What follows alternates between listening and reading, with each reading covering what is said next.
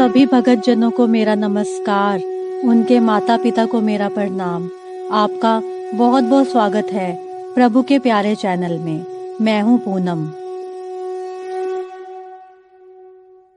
मकर संक्रांति में सुने जाने वाले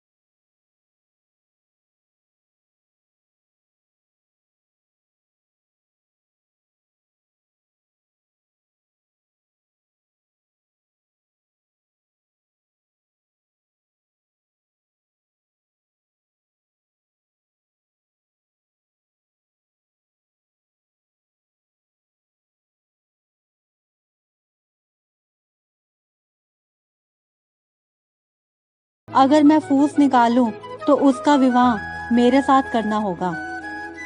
राई की माँ तैयार हो गई, सगाई कर दी। कार्तिक शुक्ल 11 के दिन विवाह निश्चित किया। माँ सोचने लगी, बेटी को क्या दूंगी। सोने की दुकान पर जाकर बोली, मेरी राई के लिए लौंग व बिछिया धर दे। सुनार बोला, मुझे समय नहीं है, मैं तो कृष्ण भगवान के गहने धर रहा हूँ। हलवाई व बनिया वो जहाँ भी गई सबको यही जवाब मिला। माँ तो घर आ गई, अब क्या करे। वो घर आई, झोंपड़ी महल में बदल गई। आनंद हो गया। ठाठ से विवाह की तैयारियां होने लगी। भगवान बारात लेकर आए। माँ ने खूब ठाठ से राई का विवाह भगवान कृष्ण के साथ कर दिया। भगवान राई को लेके द्वारका गए तो राई के महल में ही रहने लगी। दूसरी रानियां चिढ़ने लगी। सावन में राई पीहर गई। भगवान ने सोचा, राई के तीज भेजूं। 7 जरी के बेस व 5 सोने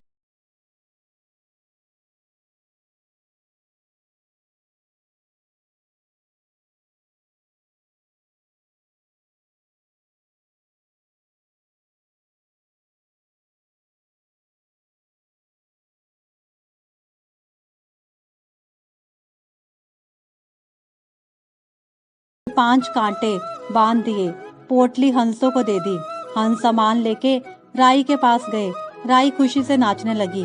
जैसे ही पोटली खोली, 5 उंगलियों में 5 कांटे चुभ गए। राई दुखी हुई। सावन खत्म हुआ तो भगवान लेने आए। राई भगवान से बोली नहीं। भगवान आए तो राई दूर दूर हो जाए। भगवान ने सोचा, कोई बात नहीं। राई फिर भी नहीं बोली। इतने पर भी राई भगवान को अपने महल में ही जिमाती। भोजन में दही जरूर देती। एक दिन भगवान बिल्लो गाना के दही खा गए। अब राई दही कहाँ से रखे। भगवान गुजरी बनकर दही बेचने आ गए।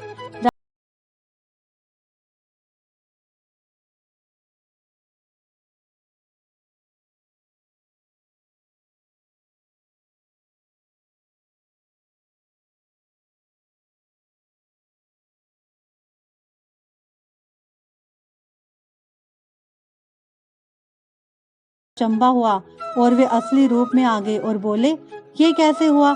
मैंने तो जरी के बेस व सोने के पचेटे भेजे। भगवान ने हंसों को बुलाकर पूछा, तुम कहीं रुके तो नहीं। हंस बोले, राधा रुक्मणी के महल में रुके और कहीं नहीं रुके। भगवान ने राधा रुक्मणी को बुलाया और पूछा, आपने ऐसा क्यों किया। वो बोली, आप हमारे महल नहीं पधारे, इसलिए हमने ऐसा किया। भगवान बोले, आप हमको प्रेम से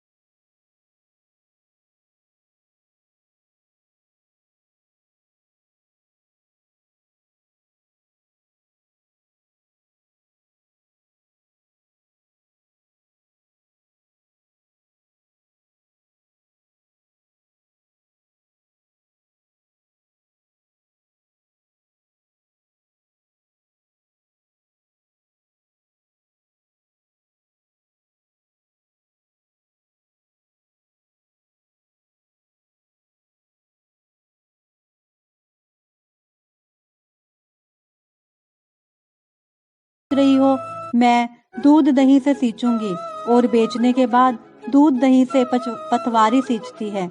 उसकी सास रोज कहती है, तू दूध दही बेचकर पैसे लाकर दे। तो उसने कहा, जब कार्तिक का महीना पूरा हो जाएगा तब ला दूंगी। और कार्तिक का महीना पूरा हो गया। पूनम के दिन गुजरी की बहू पीपल पतवारी के पास धरना देकर बैठ गई। पीपल पतवारी ने पूछा कि तू यहाँ क्यों बैठी है? उसने कहा, मेरी सास दूध दही के पैसे मांगेगी। तो पीपल पतवारी ने कहा, मेरे पास पैसे नहीं हैं। ये भाटे, डंडे, पान, पत्ते पड़े हैं, वह ले जा और गुल्लक में रख देना। जब सास ने पूछा, पैसे लाई है? तो गुजरी ने कहा, मैंने पैसे गुल्लक में रखे हैं। तब सास ने गुल्लक खोलकर देखा तो सास देखती रह गई। उसमें हीरे मोती जगमगा रहे हैं। पत्तों का धन हो गया। सास बोली, बहू इतना पैसा कहाँ से लाई हो? बहू ने आकर देखा कि बहुत धन पड़ा है। तब गुजरी की बहू ने कहा, सासू जी, मैंने तो 1 महीना दूध दही से पीपल पतवारी सींची थी और मैंने उससे धन मांगा था, तो उसने मुझे भांटे, डंडे, पत्ते दिए थे। मैंने गुल्लक में रख दिए थे और वह हीरे मोती हो गए। तब सास जी ने कहा, अब की बार मैं भी पतवारी सींचूंगी। सासू माँ दूध दही तो बेच आती और हांडी धोकर पीपल पतवारी में सींच आती। और बहू से कहा, तू मेरे से पैसे मांग। तो बहू ने कहा कि कभी बहू ने सास से हिसाब मांगा है? सासू जी ने महीने के आखिर में पीपल पतवारी पर जाकर धरना देकर बैठ गई। तो डंडे, पत्ते, पान, भाटे उसे भी दिए और कहा, गुल्लक में जाकर रख दे। फिर बहू ने खोलकर देखा, उसमें कीड़े कचरे हो रहे थे। बहू ने सास से कहा, यह क्या है? तो सास देखकर बोली कि पीपल पतवारी ने तेरे को तो अन्न धन दिया और मुझे कीड़े मकोड़े दिए। तब पीपल पतवारी बोले कि बहू तो नीसवार सींचती थी और सासू जी धन की भूख से सींचती थी।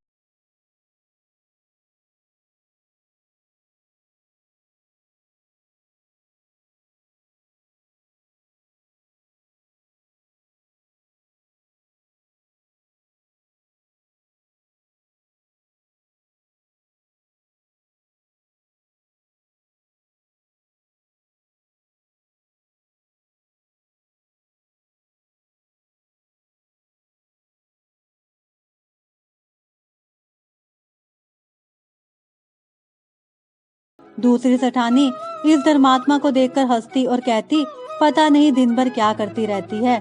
थोड़े समय बाद दोनों सेठानियों को भगवान का बुलावा आया। धर्मात्मा सेठानी के तो यमराज जी ने विमान भेजा और दूसरी को दूत मारते ही ले गए। रास्ते में सेठानी बोली, मेरे को भूख लगी है। तो दूत बोले, किसी को कुछ दिया होगा तो मिलेगा। फिर बोली, प्यास लगी है। दूत बोले, किसी को पानी पिलाया तो मिलेगा। रास्ते में उसे कांटे चुभने लगे, गर्मी पड़ने लगी, पर दूध तो उसे घसीटते ही ले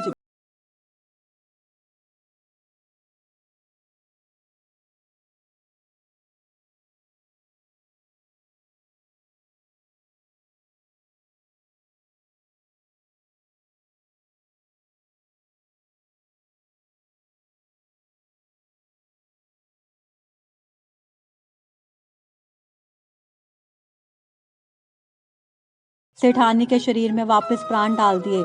संसार में आते ही पंडितों को बुलाकर सेठानी ने धर्मराज की कथा सुनी। सब तरह से दान धर्म किया। इतने में समय पूरा हो गया। अब के बार विमान आया। 1.25 के दान धर्म से सेठानी को स्वर्ग मिला।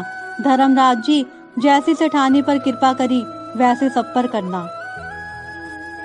मकर संक्रांति पर सूरज भगवान रोज उठते और जग में प्रकाश देने चले जाते। एक दिन भगवान को लगा कि राणा की देह सूखती जा रही है। तो राणा ने पूछा कि तुम्हारे मन में क्या है? राणा दे बोली, मेरे मन में खीर खांड के भोजन की इच्छा है। भगवान बोले, मांगा भी तो क्या मांगा, ये तो हम रोज ही खाते हैं। राणा दे बोली, भगवान आप खीर खांड के भोजन जीमते हो, मैं तो खट्टी रब जीमती हूँ। भगवान बोले, राणा दे तुम झूठ बोलती हो, एक जैसे भोजन मेरी माँ सबको देती है। राणा दे बोली, सुबह आप मेरी थाली लेना, मुझे आपकी थाली देना। दूसरे दिन जीमते समय भगवान ने पानी के गिलास को टक्कर देकर गिरा दिया। माताजी बोली, तुम मत उठो, मैं दूसरा गिलास भर देती हूँ। माताजी गई। इतने में भगवान ने थालियां बदल दी।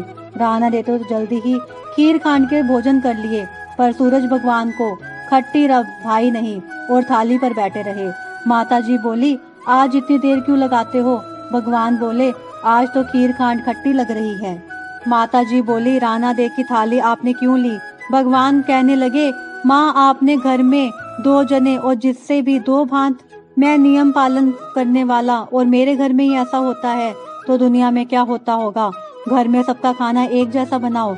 वहां से वो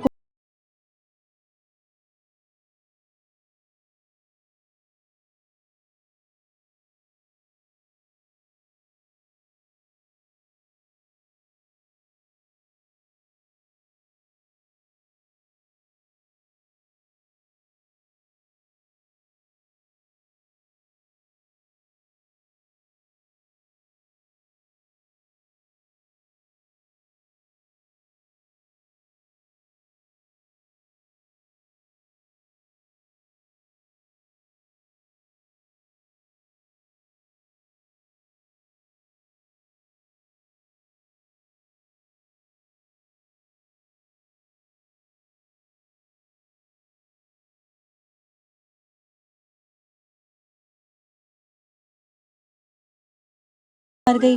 भाई गांव गांव घूमा लेकिन बहन के योग्य कोई वर नहीं मिला। वह घूम घूम कर थक गया। बैठे बैठे उसने सोचा, मैं ही इससे शादी कर लूं।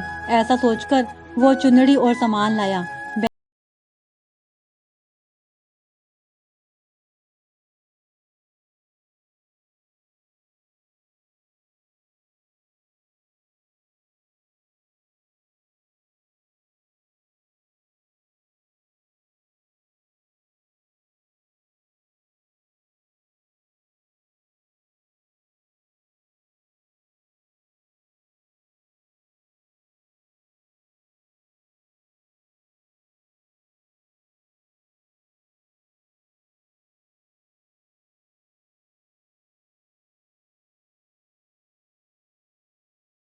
धरती में जाने लगी।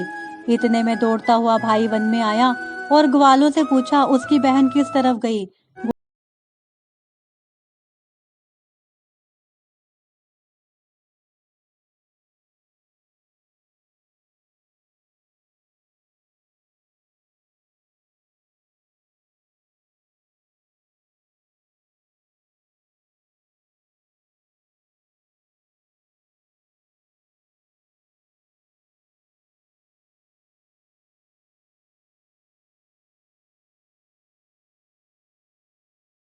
वो दोब हो गई। इसलिए औरतें कहती सुनती हैं, और लोटा चप्पल चुनड़ी एक बर्तन में हरे मूंग एक लड्डू कुंवारी कन्या को देगी, उसको धरती माता सुखी रखेगी।